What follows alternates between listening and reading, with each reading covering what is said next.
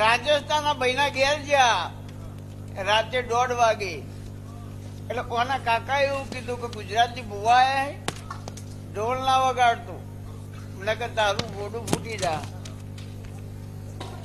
અમને એમ કે બુવાજીને આપણે કઈ રીતના કેવું. રાતે 1 વાગે અમે ગાડીમાંથી ઉતર્યા એટલે હું ચહેર તો બધું જાણતી જ હોઉં ને. તમે ખેલાડી હો પણ હું ઇન્ટરનેશનલ ખેલાડી હું યાર, ઓલ ગેમ પ્લેયર માસ્ટર.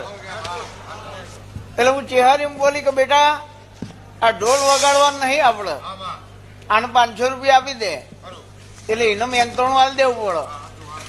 અને આરો ઘેર જાય અને ઢોલ આજ હું વગાડું. અને ગુજરાતના તો ઠીક પણ ઓલ ઓવર ઇન્ડિયાના બુવા લાવજે. અને કોઈ ખાલી દુઃખ ઓળખી બતાવે ને તો મને ચહેર નહીં કહેવાની. તે કોકની માતાઓ 2 વર્ષે વળગશી, કોકની 5 વર્ષે વળગશી. મારી ભીખાની 7 મિનિટમાં જ વળગશે. 8મી મિનિટ થવા દઉં તો હું ચહેર ના કેવું. ખાલી દરવાજાથી ખાલી ઘરમાં જ આવ્યા અને કાકીનું મગજ ભર્યું. એ વનના ભેળો તો ગોગો હે ને, વનના ભેળી મેરડી હે ને, વનના ભેગી કેહર હે ને. એ દાડી બોલી હતી કે તારા ઘરનો 4 મરી જાય પછી હું ખમા કહેવાય. કેટલો મરી ગયો લ્યા, હજુ 1 બાકી હે ને.